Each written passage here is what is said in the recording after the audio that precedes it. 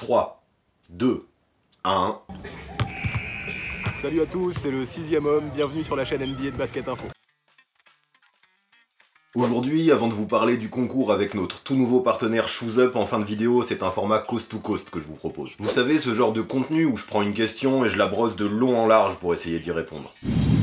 En fait, faut que je vous avoue, depuis le début de la chaîne, j'ai très envie de vous faire un sujet sur Giannis Antetokounmpo. Sauf que je sais pas, j'ai pas dû avoir l'inspiration et j'arrivais pas à trouver un angle suffisamment intéressant pour parler du Greek Freak. Et c'est là que je remercie David Indiana Jones Fisdale de Discord. Là-bas, on a créé un chat où tout le monde peut poster ses idées de sujets. Et franchement, j'ai kiffé la sienne. Mets le lien du serveur Discord dans la description pour ceux que ça intéresse. Oui, il y a chaque vidéo et j'invite tous ceux qui veulent débattre entre fans de basket à nous rejoindre. Mais revenons à l'enquête du jour, un sujet pas facile à traiter mais que pourtant j'aime beaucoup. Giannis Antetokounmpo est-il déjà à son prime, au point culminant de sa carrière? Au départ, la réponse peut paraître évidente, mais quand on creuse un peu, on se rend vite compte que c'est pas tout à fait le cas. Comment ça? Bah c'est ce que je vais expliquer dans la vidéo, et comme dans tous les coast to coast, je commencerai à détailler son parcours parce que pour moi c'est le format idéal pour ça. Ça me permettra ensuite d'aborder son jeu et de conclure en répondant à la question du jour. Alors le Greek Freak, il est à son prime ou pas? C'est maintenant qu'on va analyser ça.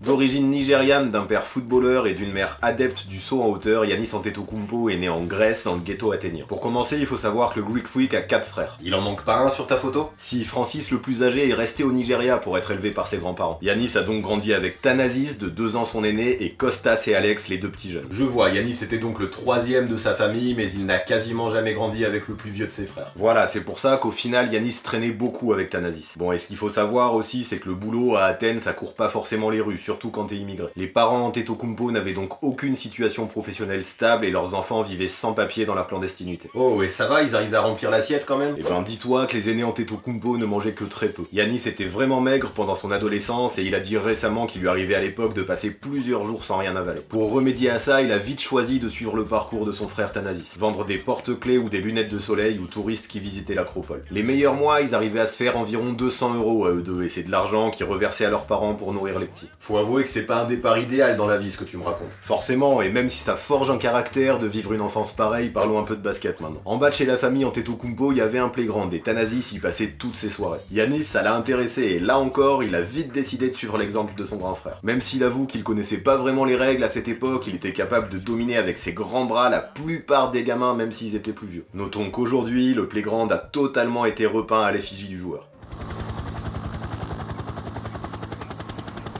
Bref, comme tous les gamins qui ont du potentiel, les 2 frères se font très rapidement détecter. Alors que Giannis n'a que 13 ans, ils intègrent tous les 2 un club athénien qui se situe à 45 minutes de marche du foyer familial. Mais petit club ou non, ça change tout d'avoir accès à un gymnase, et Giannis se donne à fond. Il fait tous les entraînements possibles, 2 fois par jour, tout en s'imposant un footing quotidien de 8 km. 8 km, ah ouais, il rigole pas. C'est clair, à 13 ans, faire ça chaque matin, respect. Et t'imagines qu'avec un rythme pareil, le petit Giannis finit complètement épuisé le soir lorsqu'il est l'heure de rentrer. Alors souvent, plutôt que de faire les 45 minutes qui doivent le mener jusqu'à chez lui, il préfère dormir avec son frère au fond du gymnase sur les tapis de gym. Ce rythme-là est dur, mais au final, ça lui permet de s'entraîner encore plus du matin au soir. Incroyable cette volonté, j'imagine qu'au niveau basket, ça doit commencer à porter ses fruits. Ouais, c'est énorme, grâce à son physique, le gamin intègre vite l'équipe 1 qui est en semi-pro et arrive déjà à dunker sur quasiment tous ses adversaires. Par contre, si Giannis se montre vite plus prometteur que son grand frère, on se rend vite compte qu'il a beaucoup de boulot à produire sur les fondamentaux. Il doit aussi prendre du poids, et c'est sur tout ça que les entraîneurs athéniens travaillent. Ils lui ont fait bouffer de la moussaka. Tu crois vraiment que les Grecs mangent que de la moussaka? Et tous les soirs, ils dansent le sirtaki aussi. En tout cas, ouais, les coachs revoient son alimentation et le font taffer d'un point de vue musculaire. Il faut lui sculpter un corps. Sauf que malgré tout le travail fourni, sûrement en raison du manque d'exposition de sa petite équipe, aucun scout ne s'intéresse pour l'instant à lui. L'objectif de Giannis est pourtant clair, il veut devenir un joueur NBA. Mais là où ça devient intéressant, c'est quand à 17 ans, il arrive à faire monter son équipe en 2ème division grecque. Ça lui permet de faire parler de lui, de signer un contrat pro et de produire des stats hyper intéressantes face à des mecs plus expérimentés. Le gamin se montre tellement qu'il finit même par être invité d'honneur au All-Star Game grec en compagnie de joueurs comme Georgios Printesis ou Vassilis Panoulis. Beaucoup de clubs s'intéressent à lui, et notamment Barcelone. Mais au mois de décembre, alors qu'il lui reste toute la fin de saison à finir en Grèce, Giannis signe un pré-contrat avec Saragosse pour la saison 2013-2014.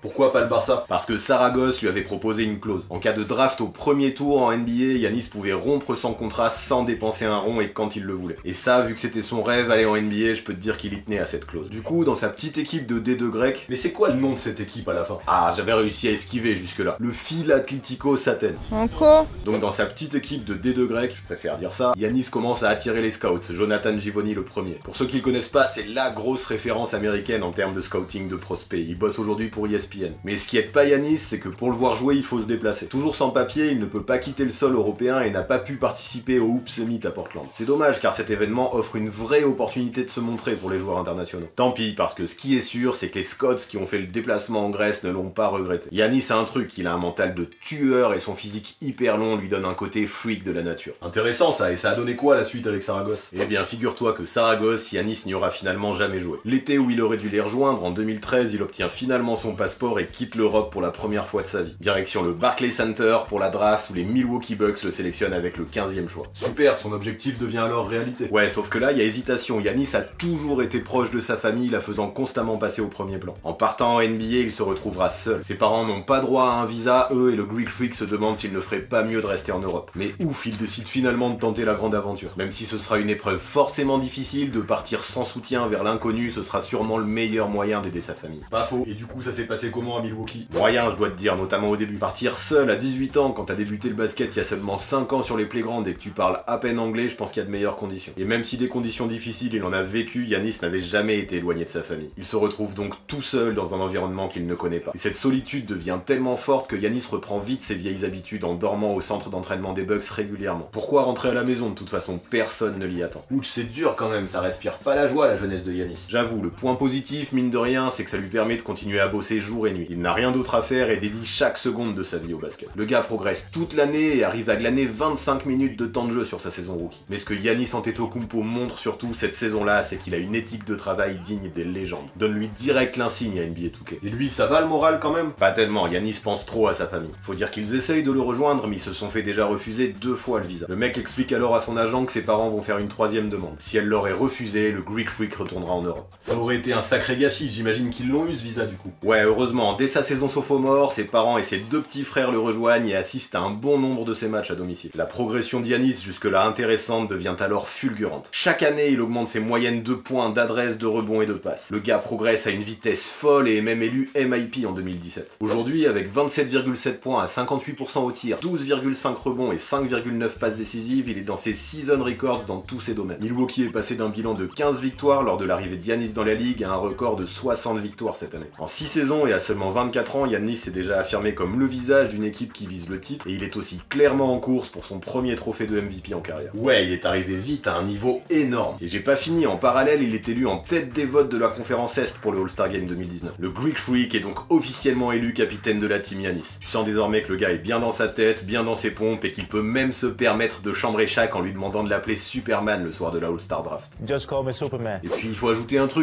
parce que même si Milwaukee est pour l'instant mal en point, collectivement, qui sait? Les Bucks font toujours partie des 3 équipes encore en course pour les playoffs. Alors pourquoi ne pas rêver de toucher les sommets et espérer remporter une bague en plus? Ouais, redescends un peu sur terre parce que déjà contre Toronto en finale de conférence c'est pas gagné. Et si jamais ils arrivent à se qualifier en finale, ce sera pas du tout les favoris contre les Warriors. Ouais évidemment, mais faut fermer aucune porte. Avec son mental, je suis persuadé qu'Giannis y croit. Faut dire qu'il a toute l'aura d'une superstar, du mec qui est à son prime. Les marques se l'arrachent et il apparaît dans toutes les pubs.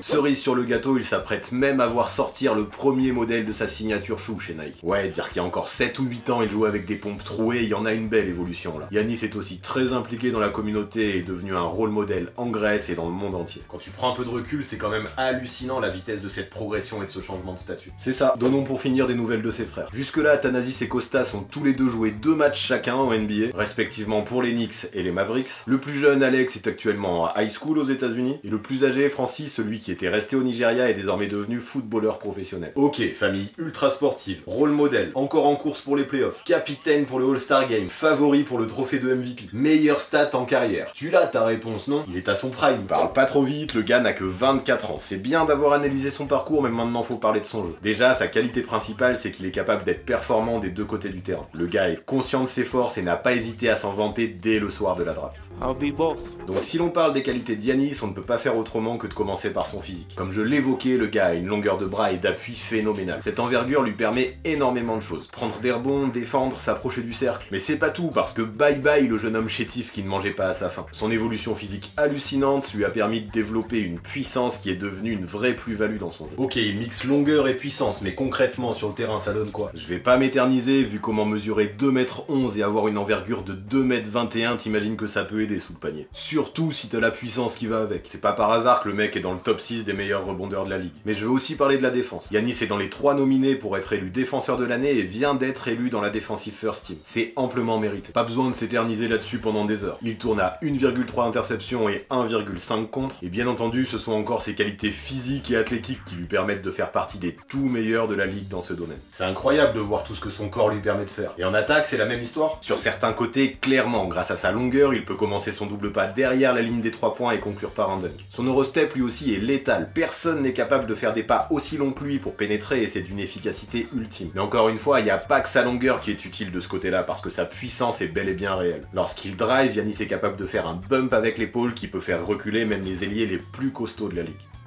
Beaucoup ont essayé de l'arrêter et ils n'ont rien pu faire. Ajoute à ça les spin moves qui lui permettent d'esquiver les big men quand il arrive près du cercle et tu comprends pourquoi le mec est devenu inarrêtable en pénétration. Et si tu l'attends vraiment bas, que tu lèves les bras, ça doit pas être si facile que ça l'accès au cercle. C'est pas si facile parce qu'effectivement beaucoup ont tendance à lui laisser beaucoup d'espace lorsqu'il a la balle et c'est probablement une erreur. Parce qu'en fait si tu fais ça, tu le laisses prendre de l'élan. À moins d'être un Kawhi Leonard qui le stoppera sur son premier pas, ou un Joel Embiid qui saura l'attendre en dessous, c'est quasi impossible de stopper Yanis seul lorsqu'il a décidé d'aller au cercle. C'est cette façon de jouer qui explique ses pourcentages dans la raquette. Mais ouais, dans ce domaine, il présente des chiffres fous. Yanis affiche une adresse de 74% dans la restricted area, soit juste à côté du cercle. Sachant qu'il prend plus de 60% de tirs dans cette zone, t'imagines vite à quel point le mec est efficace dans son jeu. À titre de comparaison, personne n'avait shooté autant et avec une telle adresse dans la restricted area depuis le Shaquille O'Neal de 2000-2001. Et quand on se rappelle comment il dominait à l'époque le Shaq, c'est dire si Yanis est énorme près du cercle. Wow, quand j'entends ça, je comprends vite qu'on puisse dire qu'il est à son prime, Yanis. Mais il a bien des faiblesses sur lesquelles il peut progresser, non? Oui, j'y viens et j'en ai noté 3, son shoot, sa prise de décision et son jeu au poste. Honnêtement, au vu de son caractère et de son éthique de travail, je suis sûr qu'il progressera dans les 3 domaines. Prends le shoot à 3 points par exemple, qui pour moi est sa plus grosse faiblesse. Avant le All-Star Game, il tournait à 22,3% en prenant 2,5 par rencontre. Désormais, il est à 31,5% en tentant 3,8. Il en shoot donc plus avec une meilleure adresse. Donc ok, la progression n'est pas fulgurante, mais elle est là, il a bossé le mec.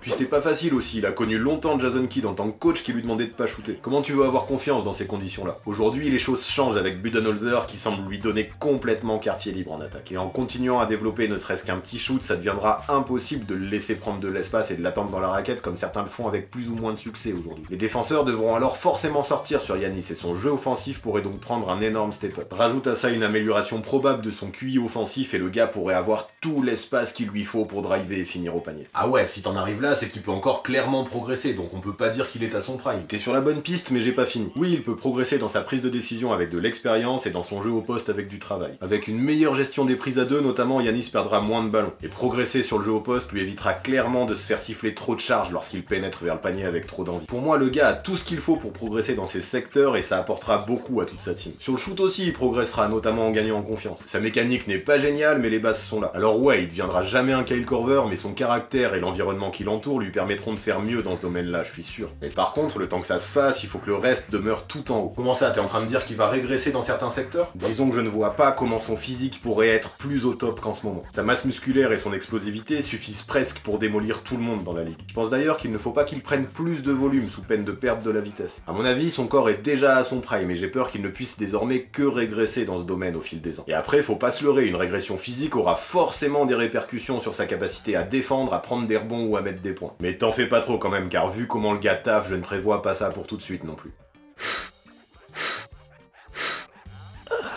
Bah ouais, je te trouve dur, le gars n'a que 24 ans, il a encore forcément de belles années devant lui. Tout à fait, mais personne n'est à l'abri des blessures et surtout personne n'est éternel. À lui de continuer sa progression sur le même rythme tant qu'il est au top physiquement, puis de faire ensuite évoluer son jeu en fonction de son âge et de la baisse de ses qualités athlétiques. Ceux qui arrivent à faire ça sont souvent les plus grands. Ah donc pour toi, de façon globale, il progressera plus beaucoup. Enfin si, mais ce sera pas flagrant car son physique finira par le lâcher. Non, j'ai pas tout à fait dit ça non plus et j'aimerais comparer sa courbe de progression potentielle à celle d'un LeBron James. Même si le Greek Freak part de plus bas en termes de shoot, de QI basket et de playmaking, il pourrait comme le King progresser chaque année en faisant évoluer son jeu en fonction des époques et de ses qualités. Imagine le niveau que pourrait avoir un Giannis avec ne serait-ce qu'un shoot à mi-distance au vu de l'espace que les défenseurs lui laissent dans cette zone. Pour moi, le prime de LeBron a au moins duré de 2007 à 2018 et c'est incroyable de régner comme il l'a fait sur une période de plus de 10 ans. Mais si on prend le sommet individuel et collectif, pour moi le King n'a jamais été aussi bon que lors des finales 2016. Il est là son vrai prime. T'es en train de dire qu'il est fini LeBron ou quoi? C'est pas le sujet. Mais si je parle de 2018 pour la fin de son prime, c'est qu'avec sa blessure, 2019 n'a pas été du tout une année référence pour lui. En tout cas, voilà, Giannis semble complètement épanoui, entouré de ses proches dans ce petit marché que représente Milwaukee. Connaissant le caractère du bonhomme, toutes les conditions sont pour moi réunies pour qu'il atteigne son niveau plafond rapidement. Donc s'il faut répondre à la question du jour, je dirais tout d'abord que Giannis Antetokounmpo connaît actuellement le début d'une période qui pourrait être énorme dans sa carrière. Pour s'en convaincre, il suffit de regarder sa domination offensive comme défensive. Après, s'il arrive à progresser sur ses points faibles avant que ses qualités physiques ne régressent, ce dont je ne doute pas tant son corps a encore de beaux jours devant lui, il est probable qu'il n'ait pas encore atteint son point culminant. Donc non, selon moi, même si on commence à imaginer qu'Giannis Antetokounmpo pourrait être le visage de la ligue pour la prochaine décennie, il n'en est pas encore à son prime. Tout simplement parce que des progrès rapides, même s'ils sont minimes dans le shoot, la prise de décision et le jeu au poste, pourraient le porter encore à un niveau supérieur.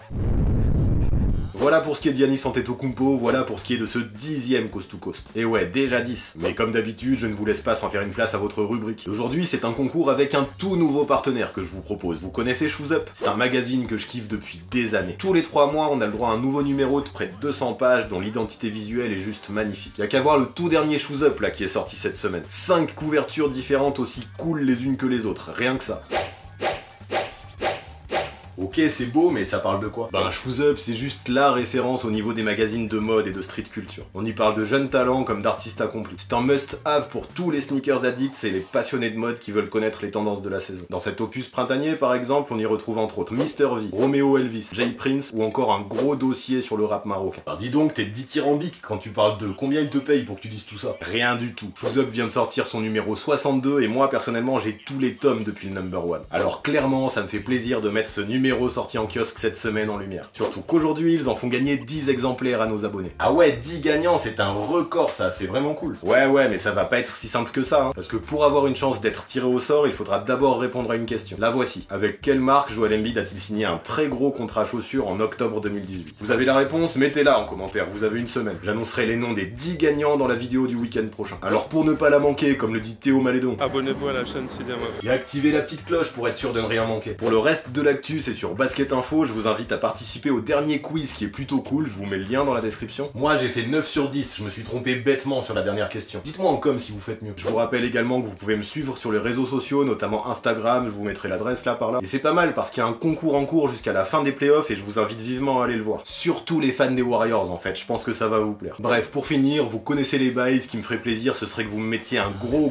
pouce bleu pour me donner de la force. J'avoue que j'en ai bien besoin en ce moment après l'élimination des Sixers. A très vite.